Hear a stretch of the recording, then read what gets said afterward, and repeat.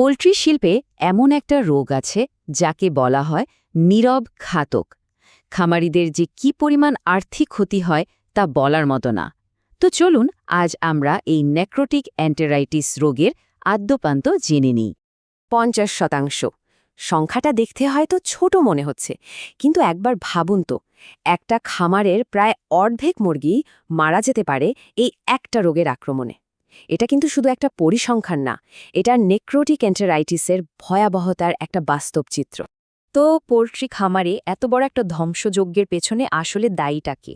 চলুন এই রহস্যের গভীরে যাওয়া যাক, খুঁজে বের করি এর মূল কারণ আর বাঁচার উপায়। আচ্ছা, তাহলে তদন্তটা শুরু করা যাক একদম রোগের প্রাদুর্ভাব আর এর প্রাথমিক লক্ষণগুলো দিয়ে। মানে ঠিক কি দেখে বোঝা যাবে যে খামারের নেক্রোটিক এন্টেরাইটিস হানা দিয়েছে? ব্যাপারটা হলো, যখন এই রোগটা আক্রমণ করে, পাখিদের মধ্যে হঠাৎ করেই খুব খারাপ কিছু লক্ষণ দেখা দিতে শুরু করে। এই যে দেখুন, লক্ষণগুলো কিন্তু বেশ পরিষ্কার।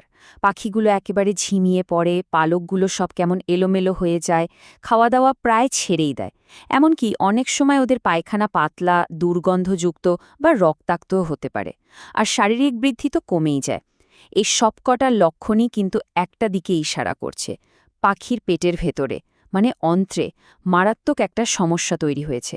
আর ভয়ের ব্যাপার হলো, এটা খুব দ্রুত পুরো খামারে ছড়িয়ে পড়তে পারে। তো লক্ষণ তো বোঝা গেল, এবার আসুন মূল অপরাধীকে খুঁজে বের করা যাক।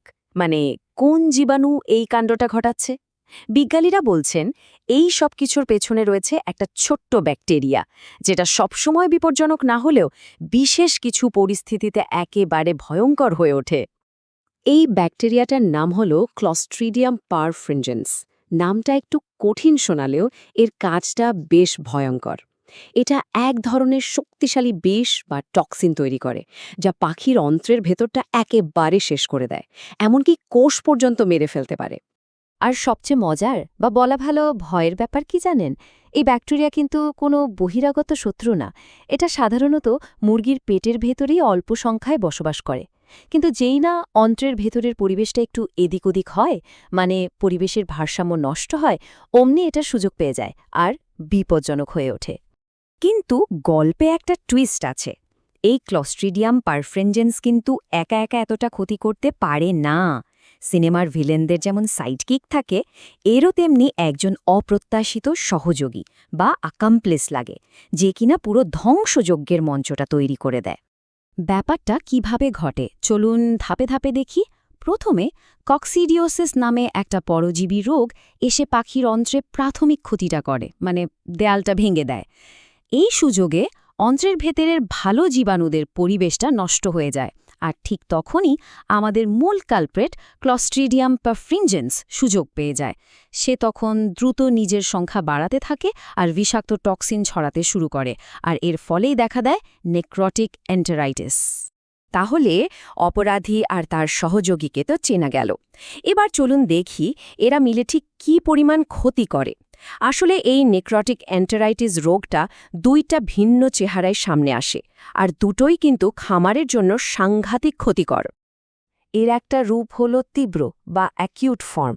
এখানে রোগটা খুব হঠাৎ করে আসে আর দ্রুত খামারে পাখির মৃত্যুহার বাড়িয়ে দেয়। সব লক্ষণ একেবারে চোখের সামনে দেখা যায়। আর অন্যটা হলো সাবক্লিনিক্যাল রূপ। এটা হলো আসল সাইলেন্ট কিলার। এর কোনো স্পষ্ট লক্ষণ বাইরে থেকে বোঝা যায় না, কিন্তু এটা তলে তলে পাখির পুষ্টি শোষণ করার ক্ষমতা কমিয়ে দেয়, ওজন বাড়তে দেয় না। আর সত্যি বলতে কি, অর্থনৈতিকভাবে এই দ্বিতীয় রূপটাই কিন্তু বেশি ভয়ঙ্কর, কারণ এটা সহজে ধরা পড়ে না আর দিনের পর দিন ক্ষতি করতে থাকে। আর দুঃখের বিষয় হলো, ভেতরের আসল ক্ষতিটা যে কতটা মারাত্মক সেটা অনেক সময় পাখিটা মারা যাবার পর বোঝা যায়। মানে পোস্টমর্টেম করার সময়ই আসল চিত্রটা সামনে আসে। আর পোস্টমর্টেম করতে গিয়ে একটা অদ্ভুত জিনিস দেখা যায়, যা এই রোগটাকে চিনিয়ে দেয়।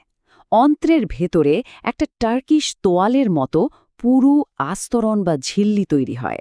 ভাবুন একবার, এটা আসলে আর কিছুই না, টক্সিনের কারণে মরে যাওয়া কোষের একটা স্তর। আর এটাই হলো নেক্রোটিক এন্টেরাইটিসের একটা পাকা প্রমাণ। তো এতক্ষণ তো আমরা সমস্যা আর তার কারণ নিয়ে কথা বললাম। এবার আসা যাক সমাধানে। প্রশ্ন হলো, এই মারাত্মক রোগটাকে আটকানো বা এর চিকিৎসা করার উপায় কি? চলুন এবার সেই কৌশলগুলো নিয়ে কথা বলা যাক। যে কোনো রোগের ক্ষেত্রেই প্রতিরোধের চেয়ে ভালো উপায় আর হয় না, আর এখানেও ব্যাপারটা একই। প্রথম আর সবচেয়ে জরুরি কাজ হলো ওই যে সহযোগী মানে কক্সিডিওসিস তাকে নিয়ন্ত্রণ করা। এর জন্য ভ্যাকসিন বা অন্য ওষুধ ব্যবহার করা যেতে পারে। সেই সাথে খাবারের দিকেও নজর দিতে হবে। বেশি প্রোটিনযুক্ত খাবার যেমন ফিশ মিল এই ব্যাকটেরিয়ার খুব পছন্দের, তাই ওগুলো এড়িয়ে চলতে হবে। বরং প্রোবায়োটিক ব্যবহার করে পেটের ভালো জীবাণুদের সাহায্য করা আর পাখির থাকার জায়গাটা পরিষ্কার পরিচ্ছন্ন আর শুকনো রাখাটাও কিন্তু খুবই জরুরি। কিন্তু সব রকম সাবধানতা নেমার পরেও যদি রোগটা হঠাৎ করে মারাত্মকভাবে ছড়িয়ে পড়ে, তখন কি হবে? সেই জরুরি অবস্থায় অ্যান্টিবায়োটিক ছাড়া আর কোনো উপায় থাকে না। তখন দ্রুত সঙ্গে সঙ্গে পানের জলের সাথে ব্যাকাসিট্রাসিন বা লিঙ্কোমাইসিনের মতো অ্যান্টিবায়োটিক মিশিয়ে দেওয়া হয়, যাতে সংক্রমণটা নিয়ন্ত্রণে আসে। কিন্তু এখানে একটা বড় প্রশ্ন থেকে যায়। সারা বিশ্বেই কিন্তু এখন কৃষিক্ষেত্রে অ্যান্টিবায়োটিকের ব্যবহার কমানোর একটা বিশাল চেষ্টা চলছে। তাহলে এর ভবিষ্যৎ কি? এই লড়াইয়ে টিকে থাকতে হলে আমাদের হয়তো অ্যান্টিবায়োটিকের বিকল্প ভাবতে হবে। অন্ত্রের স্বাস্থ্য ভালো রাখার জন্য প্রোবায়োটিক, প্রিবায়োটিক বা এই ধরনের নতুন নতুন প্রযুক্তির দিকেই হয়তো আমাদের এখন সবচেয়ে বেশি মনোযোগ দিতে হবে। আর এটাই হতে পারে আমাদের পরবর্তী সবচেয়ে গুরুত্বপূর্ণ পদক্ষেপ।